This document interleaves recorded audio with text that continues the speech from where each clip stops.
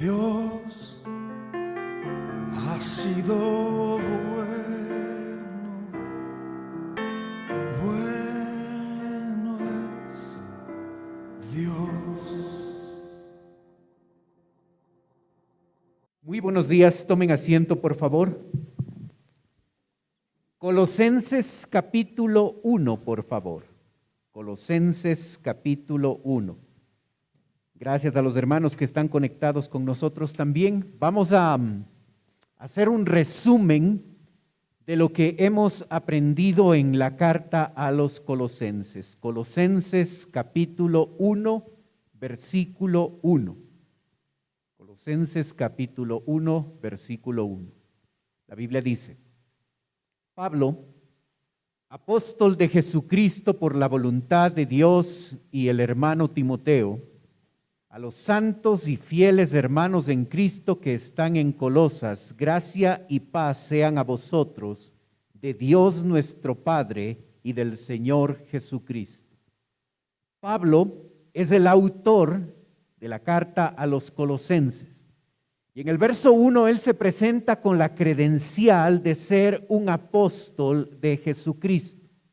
Esta carta la dirige, los destinatarios de esta carta, él las dirige a personas que son santas y fieles hermanos en Cristo que están en Colosas.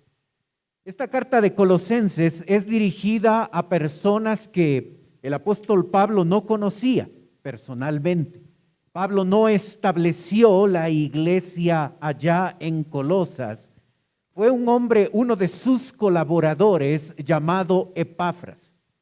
Epafras, al observar que había cosas que estaban mal dentro de la iglesia, hace un viaje larguísimo desde Colosas hasta Roma, donde Pablo está preso, entre 1,700 y 2,200 kilómetros, según las dos rutas que existían en ese momento. Y llega para contarles acerca de la fe, el amor y la esperanza, que son características importantes en la vida de esta iglesia. Pero no todo está bien, en verdad hay cosas muy malas. En la iglesia se han introducido falsos maestros que les han llevado a pensar que ellos necesitan algo más que Cristo. Cristo no les puede dar toda la salvación que ellos requieren, y necesitan ellos algo más para vivir en santidad. Ese es el problema.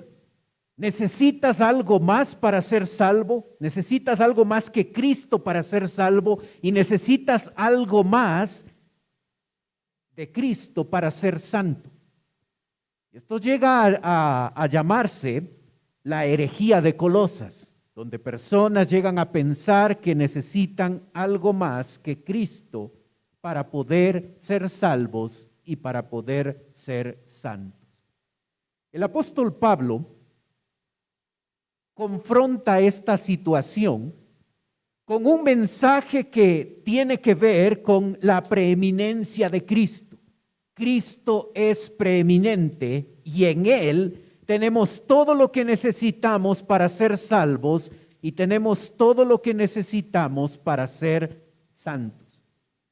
En el verso 3, el texto dice, y si me siguen en la diapositiva por favor, dice: siempre orando por vosotros, damos gracias a Dios Padre nuestro, de nuestro Señor Jesucristo, habiendo oído de vuestra fe en Cristo Jesús y del amor que tenéis a todos los santos, a causa de la esperanza que está guardada en los cielos, del cual ya habéis oído, por la gracia verdadera del Evangelio. El apóstol Pablo siempre tenía la tendencia, aún en iglesias que estaban funcionando mal, de encontrar siempre cosas que estaban muy bien, y en estos versículos él da gracias a Dios, le adora a Dios, porque esta gente ha crecido en su fe, en su amor y en su esperanza. Basado en el informe de Epafras, Pablo sabe que hay cosas que están mal. Y en el verso 9, él hace una oración y dice: por lo cual también nosotros, desde el día que lo oímos, no cesamos de orar por vosotros y de pedir que seáis llenos del conocimiento de su voluntad en toda sabiduría e inteligencia espiritual. La solución al problema de la iglesia de Colosas es la preeminencia de Cristo. Pero para que los creyentes de la iglesia puedan valorar lo que tienen en Cristo, ellos necesitan del conocimiento, la sabiduría y la inteligencia que Dios da. Y por esa razón el apóstol ora para que estos hermanos puedan darse cuenta lo valioso que tienen en Cristo, que en Él tienen todo lo que necesitan para ser salvos y tienen todo lo que necesitan para vivir una vida significativa, una vida abundante, una vida de santidad. Todo lo tienen en Cristo. Pero si ellos no llegan a tener el discernimiento espiritual, ellos no podrán valorar lo que tienen en Cristo. Y es por eso que el apóstol ora a Dios. El verso 12 arranca con el tema de la preeminencia de Cristo. Y el verso 12 dice: con gozo dando gracias al Padre que nos hizo aptos para participar de la herencia de los santos en luz, el cual nos ha librado de la potestad de las tinieblas y trasladado al reino de su Hijo amado, de su amado Hijo, en quien tenemos redención por su sangre, el perdón de pecados. Cristo es preeminente porque es el Redentor. En Él nosotros tenemos una herencia, en Él nosotros hemos sido librados del poder del pecado, en Él hemos sido trasladados del reino de las tinieblas al reino de Cristo. En Él nosotros hemos encontrado perdón de pecados. Cristo es preeminente porque Cristo es el Redentor. Verso 15. Él es la imagen del Dios invisible, el primogénito de toda creación. Cristo es preeminente porque es Dios. Verso 16. Porque en Él fueron creadas todas las cosas, las que hay en los cielos y las que hay en la tierra, visibles e invisibles, sean tronos, sean dominios, sean principados, sean potestades. Todo fue creado por medio de Él y para Él. Y Él es antes que todas las cosas, y todas las cosas en Él subsisten. Cristo es preeminente porque Él es el Creador. Verso 18. Y Él es la cabeza del cuerpo, que es la iglesia, el cual es el principio, el primogénito de entre los muertos, para que en todo tenga la preeminencia. Cristo es preeminente porque Él es la cabeza de la iglesia. Esto es lo que los creyentes de Colosas necesitan. Y es lo que nosotros necesitamos. Llegar a ese punto crítico en la vida cristiana donde nosotros nos enfocamos en Cristo y nos damos cuenta que Él es preeminente, Él es el más grande porque es Redentor, porque es Dios, porque es la cabeza de la iglesia, porque es el Creador. Él es preeminente. No necesitas nada más para ser salvo. No necesitas nada más que Cristo para tener una vida abundante, una vida significativa.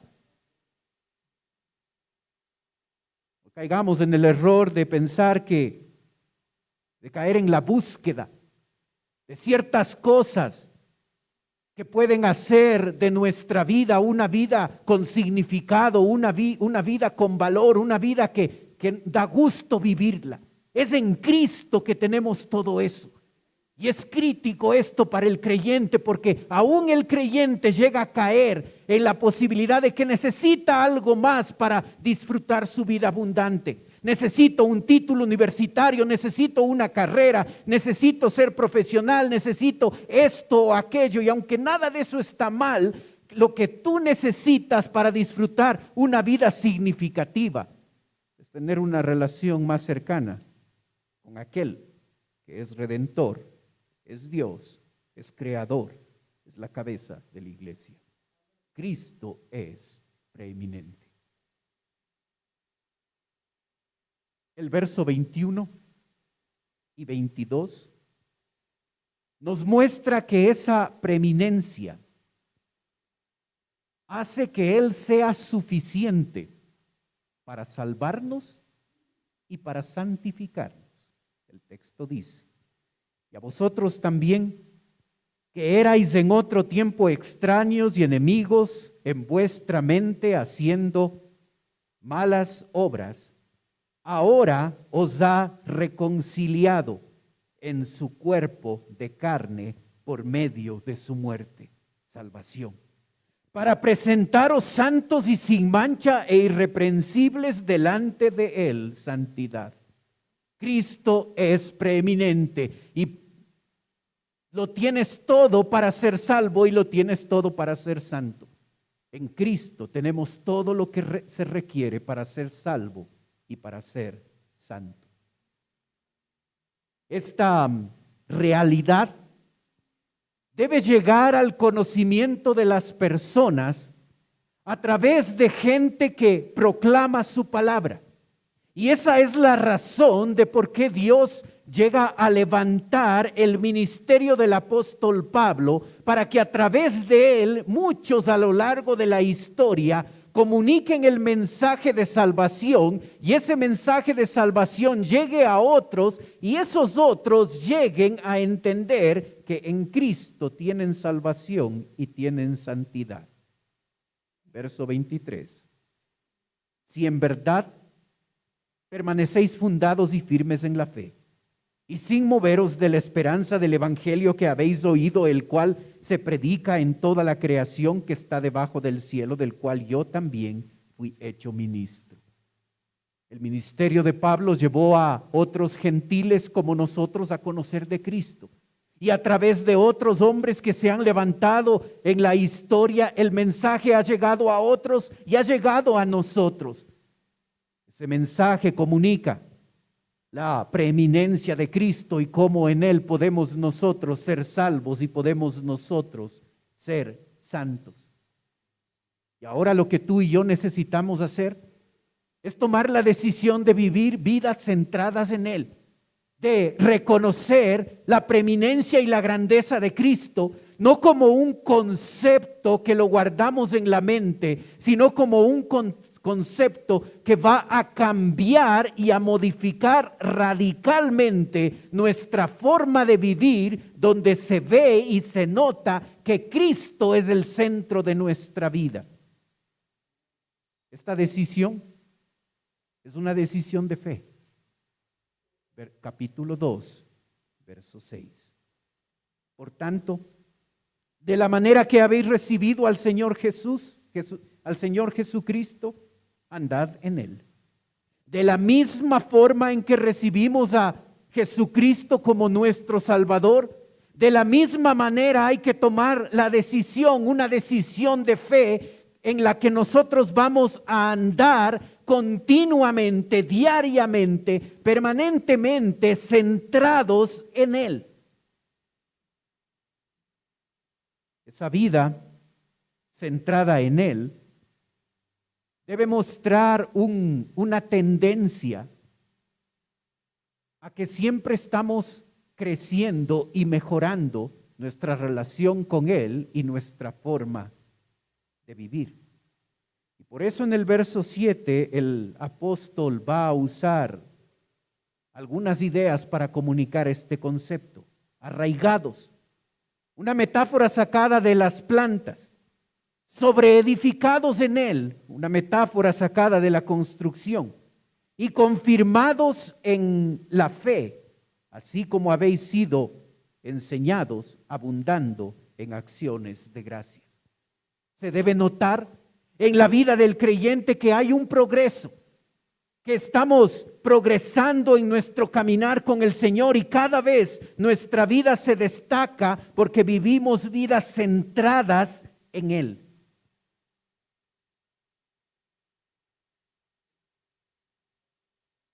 Aunque la vida centrada en Cristo es lo que el creyente debe hacer, siempre el creyente tiene la posibilidad, tiene el peligro de no vivir de esta manera. Y fueron los falsos maestros introducidos en la iglesia de Colosas que les llevaron un mensaje donde les convencieron a algunos de que ellos necesitaban más que Cristo en su vida. Y les enseñaron acerca del legalismo, del misticismo y del ascetismo. El legalismo, en el verso 16, nos muestra a nosotros esa influencia de judíos no cristianos que trataban de obligar a los creyentes a adoptar la ley de Dios, a adoptar la circuncisión como prácticas en su vida. Por eso el verso 16 dice: por tanto nadie os juzgue en comida o en bebida, en cuanto a días de fiesta, luna nueva o días de reposo. Todo lo cual es sombra de lo que ha de venir, pero el cuerpo es de Cristo. Aquí están las reglas. Estas reglas son la forma en la que tú puedes mejorar tu vida de salvación y tu vida de santificación. A más de Cristo necesitas información especial, información que nosotros los falsos maestros te vamos a dar, dicen ellos. Y a través de esto te decimos que estas reglas hay que cumplir. Hay que ser rígidos en qué comemos y qué bebemos, cuáles son los días de fiesta, de luna nueva o días de reposo. Hermano, no cultivamos la santidad en nuestra vida espiritual por seguir reglas. La santidad no tiene que ver con algo externo. La santidad no tiene que ver con el cumplimiento de ciertas cosas. Hoy no fumo, mañana sí. Ahora ya no tomo, antes tomaba. Antes iba a estos lugares y ahora ya no voy a esos lugares. La santidad no tiene que ver con una lista de reglas. La persona que ha pensado que la santidad en su vida tiene que ver con una lista de reglas ha caído en el legalismo. La santidad es interna. La santidad tiene que ver con mi relación con Dios. Y cómo en esa relación con Dios, Dios me transforma, Dios me hace diferente, y cuando me acerco más a Él, Él me transforma mucho más. Y por supuesto esa transformación se va a evidenciar a través de un estilo de vida distinto, un estilo de vida diferente. El legalista no vive así. El legalista se impone reglas. Hay que hacer esto, no hay que hacer lo otro. Y cuando ve a otros cristianos que no viven bajo esas reglas, le critica, le juzga y le menosprecia. La santidad no es eso. La santidad tiene que ver con mi relación cercana y profunda con Dios. Y cuando Él me cambia y cuando Él me transforma, se nota la diferencia en mi forma de vivir.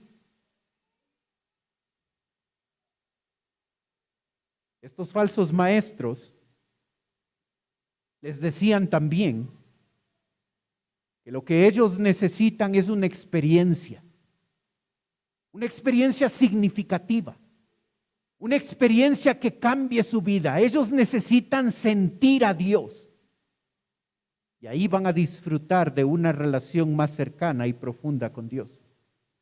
En los versos 18 y 19 les dice: nadie os prive de vuestro premio, afectando humildad y culto a los ángeles, entrometiéndose en lo que han visto, vanamente hinchados por su propia mente carnal y no haciéndose de la cabeza, en virtud de quien todo el cuerpo, nutriéndose y uniéndose por las coyunturas y ligamentos, crece con el crecimiento que da Dios. ¿Culto a ángeles? Esto era lo que les ofrecían.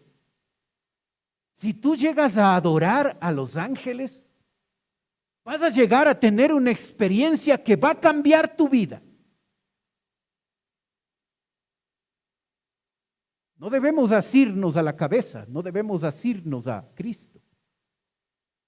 Pero si tú tienes esta experiencia, si tú vas a este retiro, si tú haces esto, y tenemos religiones en nuestro mundo que promueven como lo más importante en su vida una experiencia que va a cambiar tu vida.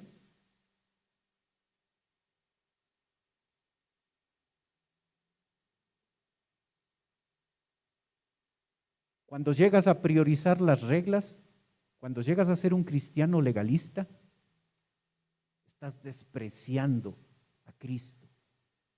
Cuando llegas a pensar que lo que necesitas en tu vida es una experiencia, estás despreciando a Cristo. El ascetismo es expresado en el verso 20. Pues si habéis muerto con Cristo en cuanto a los rudimentos del mundo, ¿por qué como en el mundo os sometéis a preceptos, tales como no manejes, ni gustes, ni aun toques, en conformidad a mandamientos y doctrinas de hombres, cosas que todas se destruyen con el uso? Tales cosas tienen a la verdad de cierta reputación de sabiduría en el culto voluntario y en humildad, y en el duro trato del cuerpo, pero no tiene valor alguno contra los apetitos de la carne. El ascetismo promueve la privación de placeres y de comodidades, una vida rigurosa. El cuerpo es el problema, el cuerpo es la prisión del alma. El cuerpo necesita ser limitado para que así florezca la parte espiritual. Los monasterios son una expresión de este concepto equivocado y contrario a la palabra de Dios, donde en primera instancia sacerdotes católicos iban a estos sitios para flagelar su cuerpo y para limitar su cuerpo, para que de esta forma pudiera existir una expresión mayor de espiritualidad. Con el paso del tiempo, esta experiencia de liderazgo se abrió a toda persona que quisiera mejorar su vida espiritual. Y para que pudiera restringir todo esto en el cuerpo, porque el cuerpo es el problema. Los conceptos de romerías donde se avanza de rodillas y se infringe dolor y se azota la espalda tiene este concepto. Hay que afligir al cuerpo porque solo así voy a poder expresar un mayor amor, una mayor santidad, un mayor crecimiento espiritual. Algunos hacen promesas a Dios para conseguir ciertos favores. Señor, yo voy a ayunar, sí, yo voy a restringirme de comida si tú finalmente me das esto. Yo voy a sufrir esta cosa difícil en mi vida si tú finalmente cumples este deseo que tengo. Todos son formas ascéticas que fueron condenadas por el apóstol Pablo, porque el legalismo, el misticismo y el ascetismo lo que hacen es comunicar que en Cristo no tenemos todo, que Jesucristo no basta, que Jesucristo no es suficiente ni para salvarnos ni para santificarnos, y por eso necesitamos añadir a la vida legalismo, misticismo, ascetismo. ¿Qué estás buscando en tu vida para que tu vida tenga significado?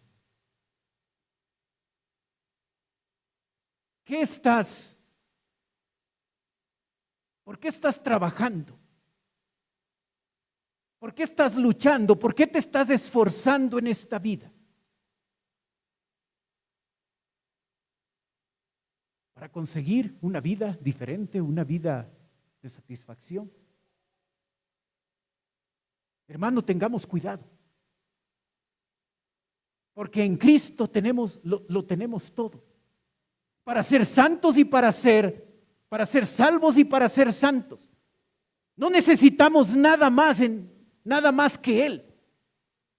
Así es que nosotros podemos caer también en el pensamiento equivocado de que nos hace falta esto, nos hace falta este estudio, este título, este objetivo, esta meta, porque cuando lo obtengamos, entonces vamos a experimentar una vida plena, una vida completa, una vida de satisfacción. Lo que tú y yo necesitamos, a lo que tú y yo necesitamos llegar, es que en Cristo tenemos todo lo que necesitamos para ser salvos y todo lo que necesitamos para ser santos. Capítulo 3, verso 1 y 2. Si pues habéis resucitado con Cristo, buscad las cosas de arriba, donde está Cristo sentado a la diestra de Dios. Poned la mira en las cosas de arriba, no en las de la tierra. El creyente necesita tomar una decisión radical en su vida. Si es en Cristo que tenemos todo, nosotros necesitamos enfocar nuestra manera de vivir buscando las cosas de arriba y dejando de poner la mira en las cosas de esta tierra.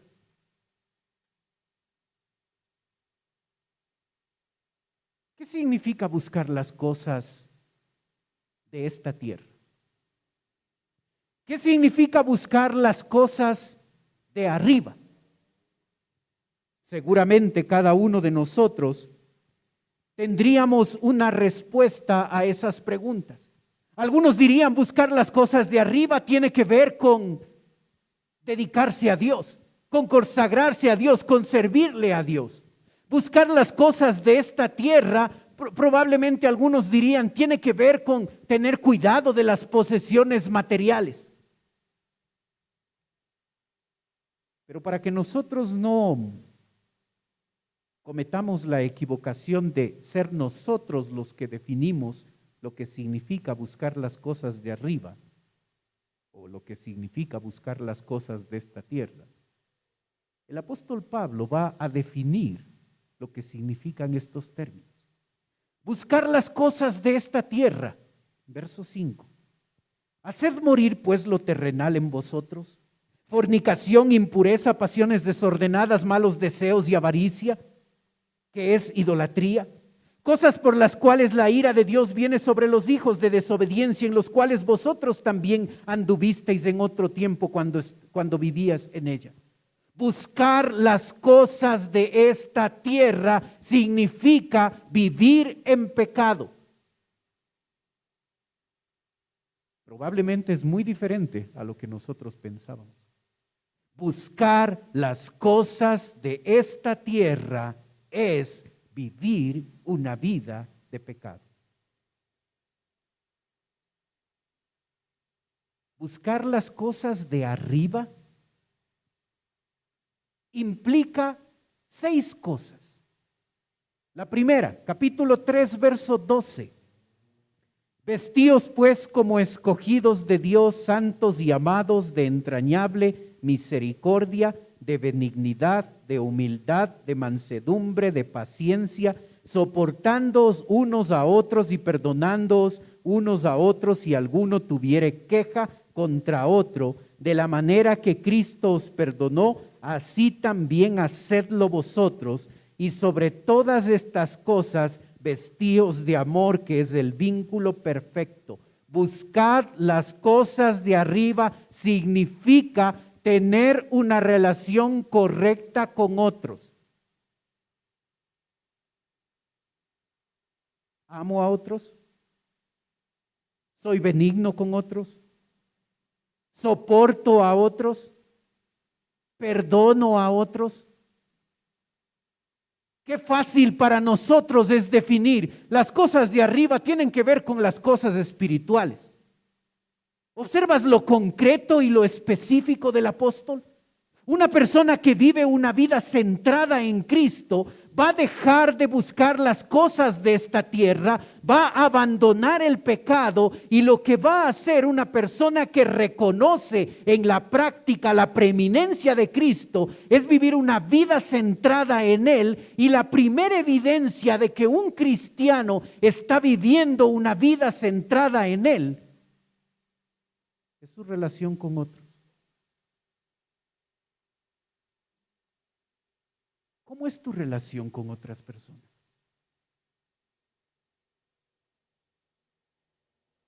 Amor, benignidad, perdón. ¿Eso describe nuestra relación con otros? El vivir una vida centrada en Cristo, el buscar las cosas de arriba, verso 15, implica una transformación en nuestra relación con Dios. El texto dice: y la paz de Dios gobierne en vuestros corazones, a la que asimismo fuisteis llamados en un solo cuerpo, y sed agradecidos. Observa, la palabra de Cristo more en abundancia en vosotros, enseñándoos, exhortándoos unos a otros en toda sabiduría, cantando con gracia en vuestros corazones al Señor con salmos e himnos y cánticos espirituales. Y todo lo que hacéis, sea de palabra o de hecho, hacedlo todo en el nombre del Señor Jesús, dando gracias a Dios Padre por medio de Él. ¿Cuál es tu relación con la palabra de Dios?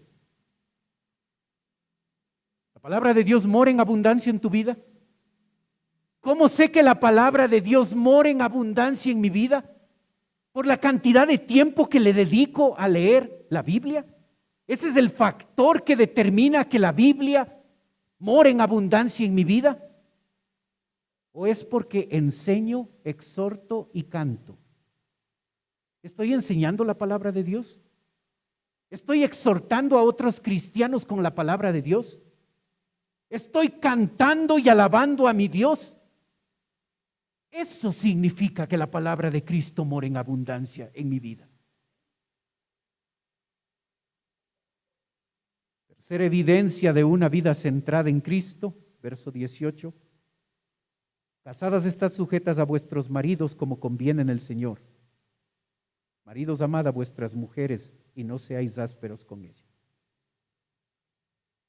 Qué fácil es para nosotros concluir que buscar las cosas de arriba significa priorizar lo espiritual. Qué fácil esa generalización. ¿Observas cómo lo puntualiza Pablo? Una vida centrada en Cristo modifica tu matrimonio. Somos los hombres que debemos tratar bien a nuestras esposas y amarlas. Son las mujeres que se someten a sus esposos, reconocen el liderazgo que Dios ha colocado en su vida y les obedecen. Y si esto no es práctico, no estamos buscando las cosas de arriba, ni Cristo es preeminente en nuestra vida diaria. Una persona que vive una vida centrada en Cristo ve cambios en esa relación de padres e hijos. Y verso 20 dice: hijos, obedeced a vuestros padres en todo, porque esto agrada al Señor. Padres, no exasperéis a vuestros hijos para que no se desalienten. ¿Observas? Un hijo obediente a sus padres en todo. Es un hijo que vive una vida centrada en él.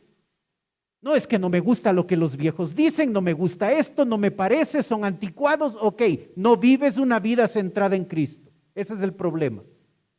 Y si eres un padre que exasperas a tus hijos y que les desalientas, no vives una vida centrada en Cristo. Ese es el problema. Cristo no es preeminente en tu vida. Cristo no es la persona más importante, aunque digas que sí, aunque digas amén.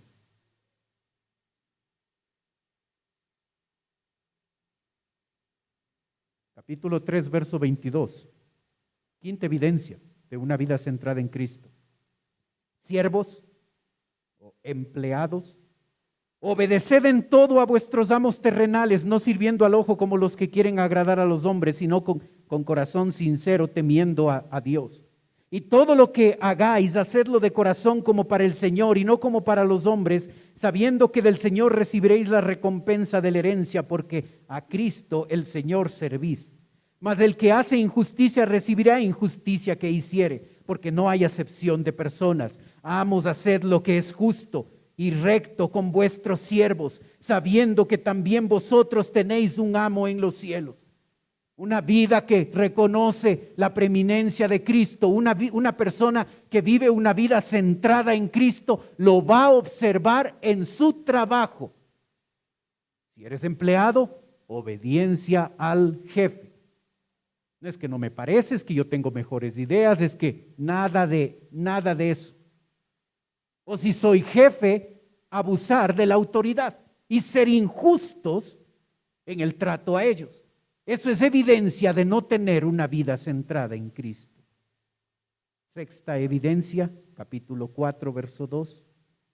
Perseverad en la oración, velando en ella con acción de gracias, orando también al mismo tiempo por nosotros, para que el Señor nos abra puerta para la palabra, a fin de conocer el misterio de Cristo, por el cual también estoy preso, para que lo manifieste como debo hablar. Andad sabiamente para con los de afuera, redimiendo el tiempo, sea vuestra palabra con gracia, sazonada con sal, para que sepáis cómo debéis responder a cada uno.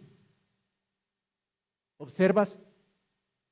¿Observas cómo Pablo pide oración para que él pueda comunicar la palabra de Dios con otros?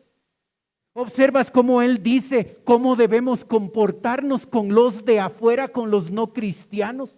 Todo esto tiene que ver con nuestro testimonio, porque cuando una persona vive una vida centrada en Cristo, habla de Cristo a otras personas. ¿Vives una vida centrada en Cristo? Aquí hay 6 evidencias con las que tú y yo podemos evaluar nuestra vida.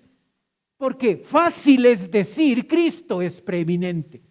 Fácil es decir que Cristo es el más importante. Fácil es decir que Cristo es el más grande.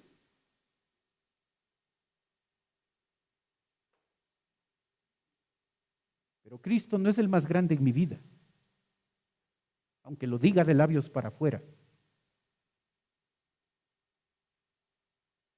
Si no hay una diferencia en mi relación con otras personas.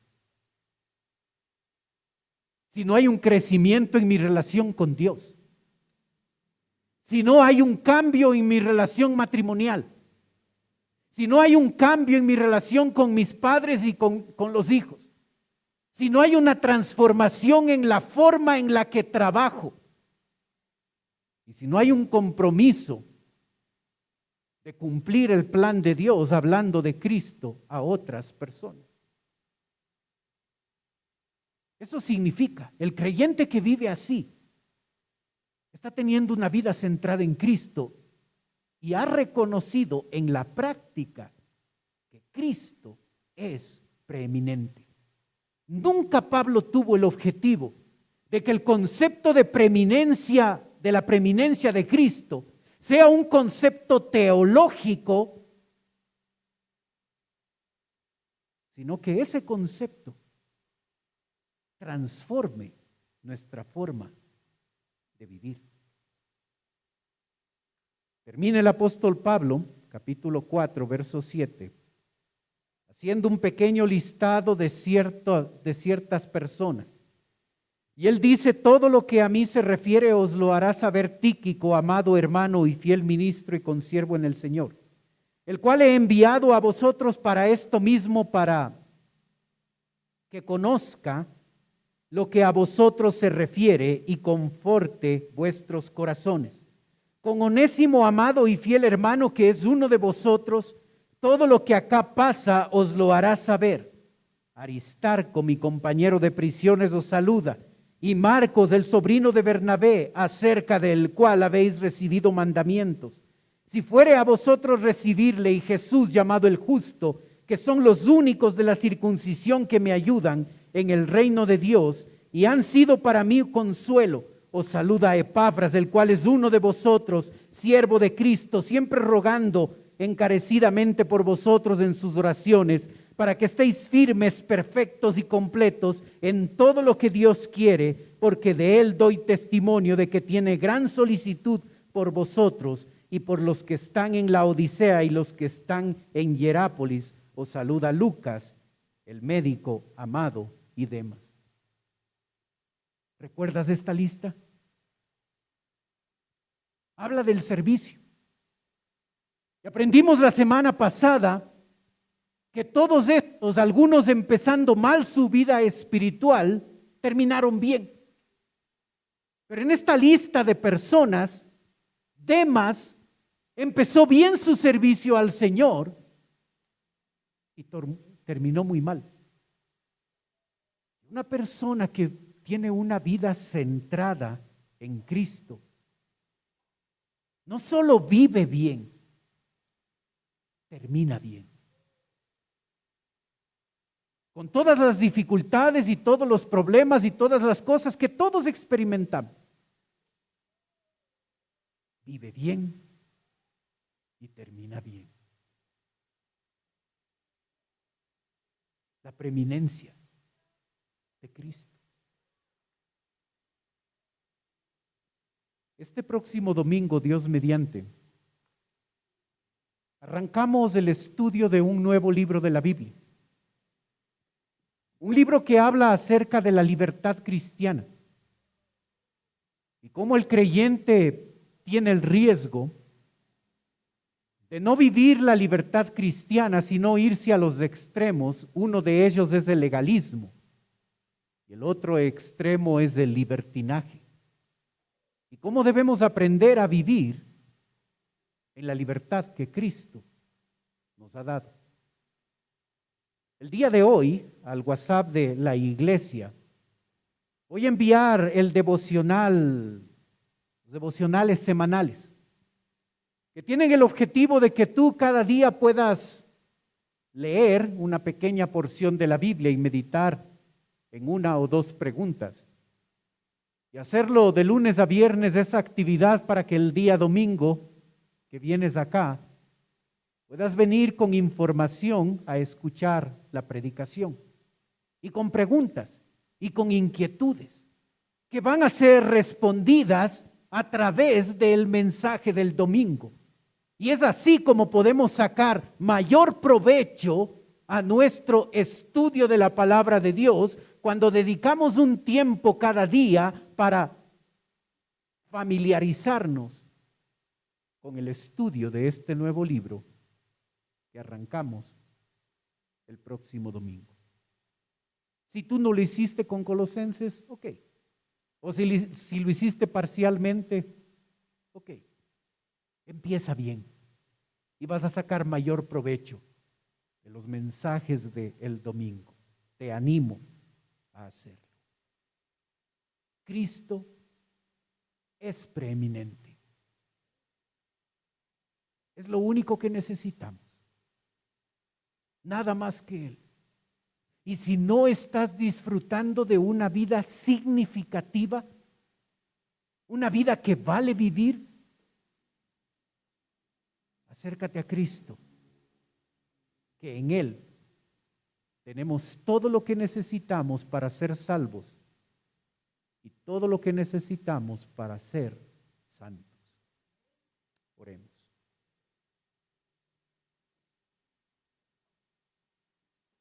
Padre Celestial, te damos gracias por el estudio de esta carta a los Colosenses.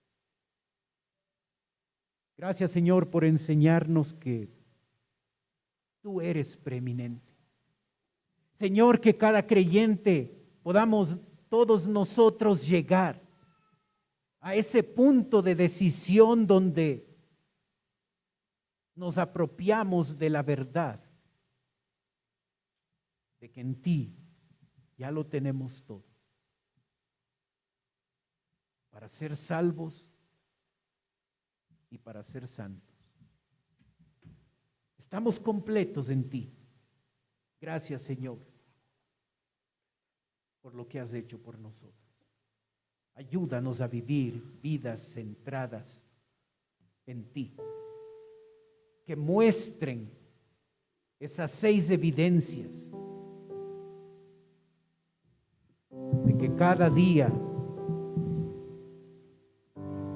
te reconocemos como nuestro Dios grande y nuestro Dios preeminente. Pedimos, Padre, tu bendición en la aplicación de tu palabra. Padre celestial, te doy gracias por las 2 señoras que acaban de pasar.